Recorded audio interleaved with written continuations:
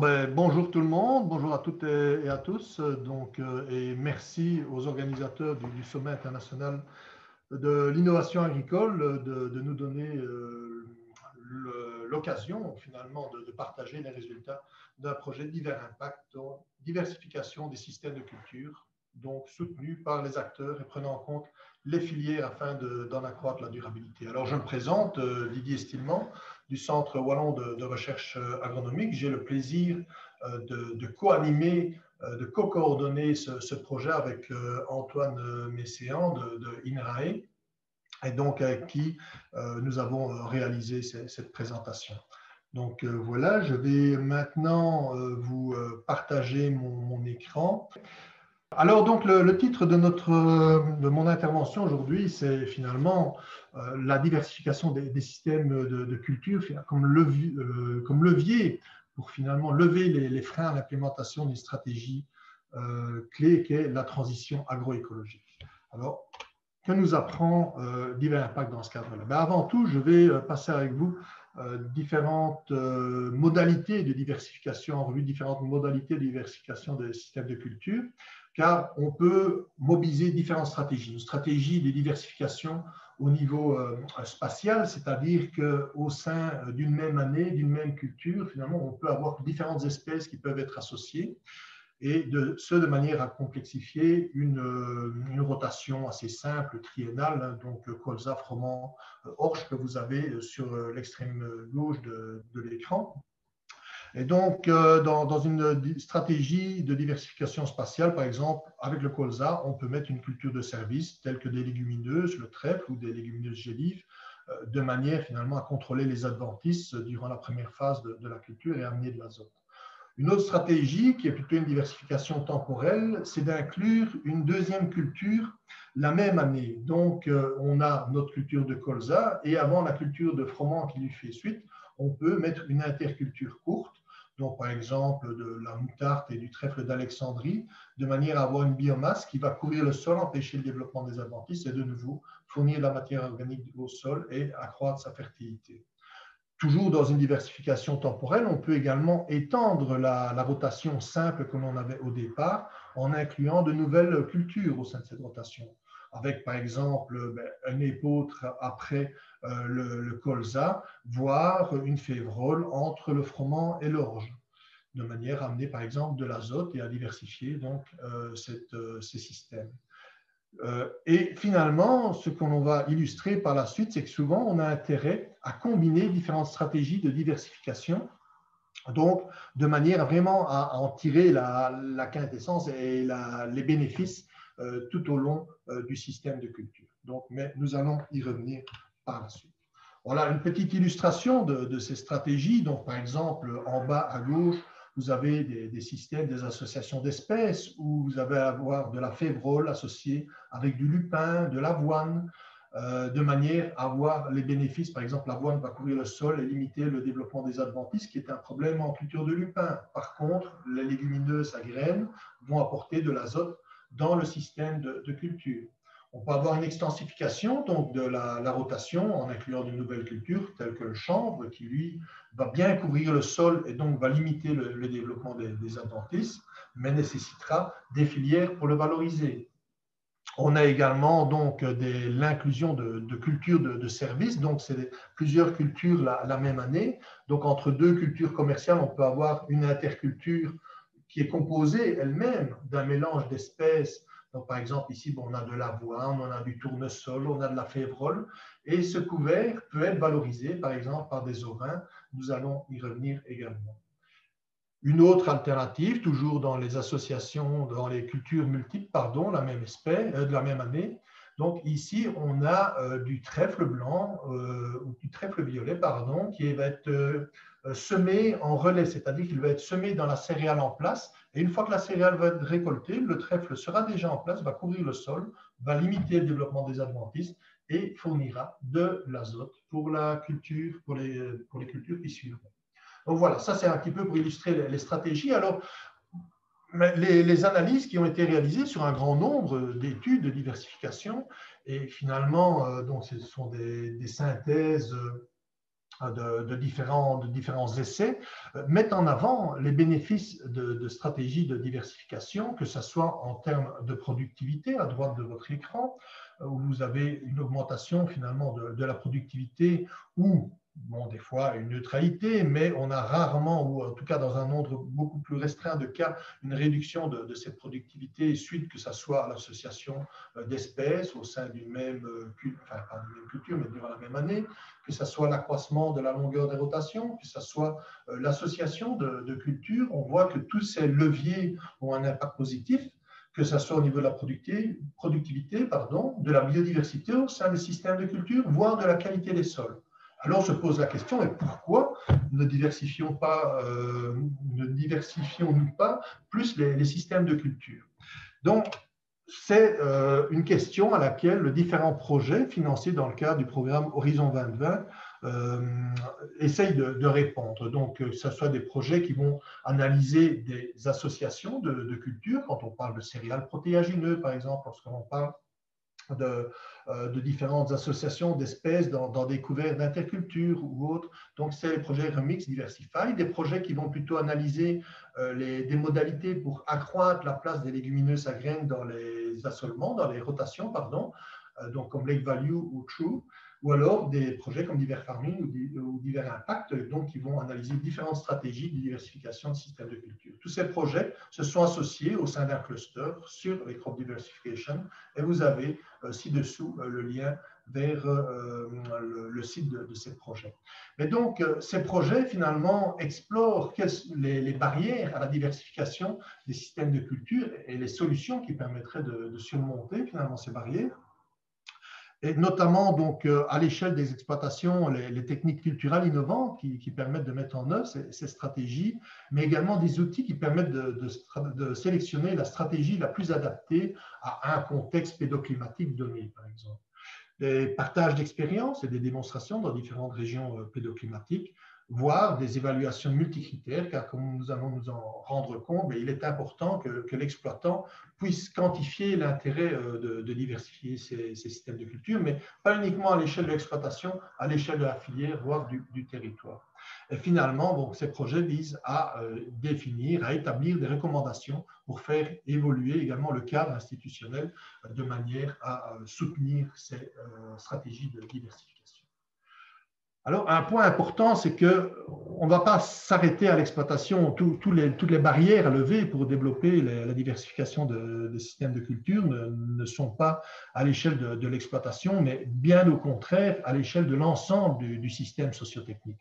Que ce soit en amont, où on aura besoin, par exemple, pour des cultures mineures qui sont peu cultivées, de progrès génétique. On aura besoin d'innovation technique également pour mettre en place ces cultures, ou alors voir développer des solutions spécifiques pour la protection des cultures. Par exemple, si on a une association entre un froment et un protéagineux, bon, certains produits sont agréés sur le froment ou sur le protéagineux pour par exemple, gérer une adventice, gérer une maladie, mais quid lorsque les cultures sont présentes d'une manière concomitante, là, ce n'est plus le cas. Pour les exploitations, bon, on aura besoin d'un soutien en termes techniques de manière à développer les connaissances nécessaires, mais également à pouvoir prendre en compte les arrière-effets des cultures. Par exemple, une culture donnée peut ne pas être très profitable en tant que telle, mais si on prend en compte ces arrière-effets, par exemple en termes d'apport d'azote, ou si on prend en compte ces arrière-effets en termes de réduction de la pression des maladies dans l'ensemble du système de culture, elle peut devenir intéressante. Et pour ça, il faut pouvoir le quantifier. Il y a également les risques que prend l'agriculteur et qu'il va falloir pouvoir partager peut-être à l'échelle de l'ensemble de la filière. Pour les firmes de collecte, si on passe au niveau de l'aval, pour les firmes de collecte et de transformation, il y a une logistique avec une diversité de cultures beaucoup plus importante. Comment gérer ces différents stocks? Il y a également des innovations techniques de manière à pouvoir les transformer. Et finalement, au niveau des consommateurs, les standards qui sont disponibles actuellement ont été établis pour des espèces dominantes. Comment les rendre pertinents pour de nouvelles espèces, de nouveaux aliments. Pardon. Et finalement, on se rend compte que les institutions, donc que ce soit la formation, que ce soit le politique, donc les soutiens politiques, vont avoir beaucoup d'importance pour orienter le choix de ces différents acteurs et finalement permettre le développement de ces innovations. Mais nous allons revenir sur ces différents points d'une manière un petit peu plus illustrée, je vais dire. Donc, en termes d'innovation technique, donc des innovations techniques, bon, elles vont être nécessaires à différents niveaux de la filière, mais par exemple, si on veut développer des couverts au sein d'une culture existante, tout à l'heure on a vu la culture, le semis de trèfle en relais entre des rangs de céréales, bon, on peut avoir la même chose ici entre du maïs, des cultures de service entre des rangs de maïs, il va falloir les gérer. Donc ici, ben voilà, une innovation, c'était le développement d'un rouleau de type roller crimper pour écraser ou pour détruire cette végétation entre les rangs et ne pas nuire, ne pas être en compétition avec le maïs. De la même manière, si on a un couvert vivant, par exemple un couvert de trèfle blanc dans lequel on veut semer la culture principale, on peut avoir donc des techniques de strip-till. Donc on travaille vraiment le rang sur lequel le semis va avoir lieu et on laisse la végétation en place entre ces rangs. Donc voilà, ce sont toutes des innovations techniques qui doivent être développées par l'amont et qui doivent que l'agriculteur doit s'approprier et qu'il doit pouvoir mettre en place, donc il doit pouvoir être accompagné de ce point de vue. Il faut pouvoir quantifier les effets, donc à l'échelle des exploitations, quantifier l'effet d'une culture sur l'ensemble de la rotation et ne pas se focaliser uniquement sur la culture une année à un temps donné T. Alors pour cela, bon, le projet Divers Impact a développé tout un système d'indicateurs, que ce soit de performance environnementale, par exemple la pression sur la ressource en eau, la pression en termes sur le changement climatique, l'effet au niveau de la productivité, donc des indicateurs environnementaux et économiques, mais également sociaux, qui permettent d'avoir une vue globale finalement de la performance de la rotation et non pas uniquement de la culture. Alors, par exemple, ici, vous avez une illustration où on a le système de référence qui est sur la ligne en pointillé sur le niveau 0, donc, et deux systèmes diversifiés. Et on voit les améliorations sur certains indicateurs, d'autres indicateurs qui bougent peu, voire certains qui vont un petit peu se dégrader. Mais ici, globalement, donc, on a des effets bénéfiques. Donc ça, c'est un point. On a d'autres indicateurs qui vont focaliser plutôt sur les services écosystémiques, c'est-à-dire que la diversité des cultures peut amener certains services pour l'agriculteur, comme la fourniture d'azote dans le système, comme la gestion des adventices et ainsi de suite. Et donc, on voit que les systèmes, donc ce sont des essais là qui sont en station expérimentale, mettent en avant que globalement, on améliore finalement les services écosystémiques rendus par les systèmes diversifiés par rapport au système de référence. Mais ce n'est pas toujours le cas, comme nous allons le voir. On peut avoir certains trade-offs finalement, des compromis entre différentes dimensions. Donc, par exemple, dans un des cas d'études, donc un cas d'étude dans le projet Divers Impact, c'était vraiment l'implémentation des stratégies de diversification par des acteurs sur le terrain, donc dans un des pays européens. Donc il y a 33 partenaires qui sont impliqués dans le projet et il y a 11 pays. Et dans chacun des pays, on avait différents cas d'études avec les différents partenaires qui étaient autour de ces cas d'études. Et on voit que dans un de ces 25 cas d'études, on avait, par exemple, des améliorations sur certaines dimensions, mais quand même des détériorations sur un certain nombre d'autres indicateurs. Donc, on a un compromis à rechercher et tout est fonction des objectifs, bien sûr, des acteurs. De la même manière pour les services écosystémiques, là, au niveau des champs d'essai, donc dans les stations expérimentales, on voyait qu'au niveau de la fourniture d'azote dans le système, la diversification des systèmes de culture était souvent positive parce qu'on incluait souvent plus de légumineuses, plus de protéagineux de légumineuses à graines, donc dans les systèmes de culture, et ça améliorait finalement la fourniture d'azote. Mais par contre, au niveau de la pression des maladies, on voyait qu'on avait un certain nombre de cas où on avait une détérioration de cette pression de maladies, donc plutôt une augmentation de cette pression des maladies. Pour les adventices, c'était plus ou moins neutre. Donc, on voit vraiment qu'on a des compromis entre les différentes dimensions et il faut pouvoir le quantifier de manière à soutenir la décision des acteurs. Une manière de gérer les risques que prennent finalement les acteurs dans cette dynamique de diversification, c'est la contractualisation. Par exemple, tout à l'heure, on avait illustré la valorisation de couverts d'interculture par les ovins. On se rend compte que c'est intéressant au niveau de la dynamique des nutriments et autres, mais il y a des prises de risques. Donc, on a d'une part des éleveurs de moutons, d'autre part les cultivateurs qui vont mettre en place les cultures de service et donc de manière à partager les risques entre ces deux agriculteurs, mais une contractualisation mettant en avant les engagements de chacun, les attentes de chacun permet de limiter, de partager les risques. De la même manière entre les agriculteurs et les firmes à l'aval, bon, si l'agriculteur prend le risque de produire une certaine quantité, une certaine culture mineure innovante, mais il faut qu'il s'assure qu'il y ait une contractualisation avec l'aval de manière à ce qu'elle puisse être valorisée une fois qu'elle sera rendue disponible. Au niveau de l'aval, il y a également des innovations techniques pour rendre finalement accessible ou disponible le produit dans une qualité souhaitée pour la transformation. Et donc là, il y a des innovations en termes, ici, bon, c'est une illustration pour le sarrasin, pour le décortiquage du sarrasin et sur des filières courtes, donc presque en exploitation. Et dans le cadre de ces projets, on a pu partager finalement différentes techniques à l'aval qui étaient mises en œuvre dans des circuits courts notamment. Mais il y a également un changement de l'éducation du consommateur qui doit avoir lieu lorsque l'on fait une étude sur finalement l'intérêt de mettre en avant la culture, la production de lentilles dans des systèmes diversifiés ou dans différents modes de production. On se rend compte que finalement la propension à payer plus par le consommateur suite à un discours sur la diversification des systèmes de culture n'est pas vraiment évidente. Et donc, il y a une éducation du consommateur également à avoir. Bon, simplement ici une illustration de la nécessité d'avoir finalement une évolution, des changements sur l'ensemble du système socio-technique. Donc, ce sont deux cas d'études du projet Divers Impact. Un cas d'étude ici en Angleterre, donc c'est Ormidos, qui est une société qui contractualise, donc une coopérative qui contractualise avec les agriculteurs de manière à développer une diversité de cultures mineures. Et donc là, ils ont dû innover, bien sûr, pour mettre en place la culture, pour la transformer. Donc, il y a toutes des innovations technologiques, mais également des innovations organisationnelles. Donc, avec la suppression d'un certain nombre d'intermédiaires entre l'exploitant et le consommateur directement. Donc, et finalement, des innovations institutionnelles.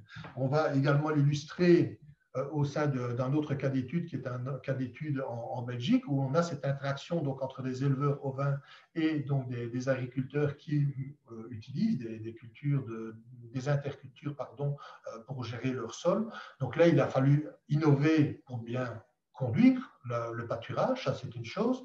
Il a fallu également innover au niveau organisationnel comme nous l'avons vu en termes de contractualisation pour partager les risques, mais également au niveau institutionnel. Par exemple, si on avait un agriculteur bio qui voulait collaborer avec un agriculteur conventionnel, quid si on avait on a un troupeau extérieur qui vient pâturer également sur des terres de culture d'une exploitation, ça va changer tout le calcul du taux de liaison entre l'animal, le végétal, donc il y a toute une dimension légale et législative qu'il faut prendre en compte de ce point de vue-là. Il y a toute la dimension bien-être de l'animal qui va pâturer dans des conditions automnales ou hivernales.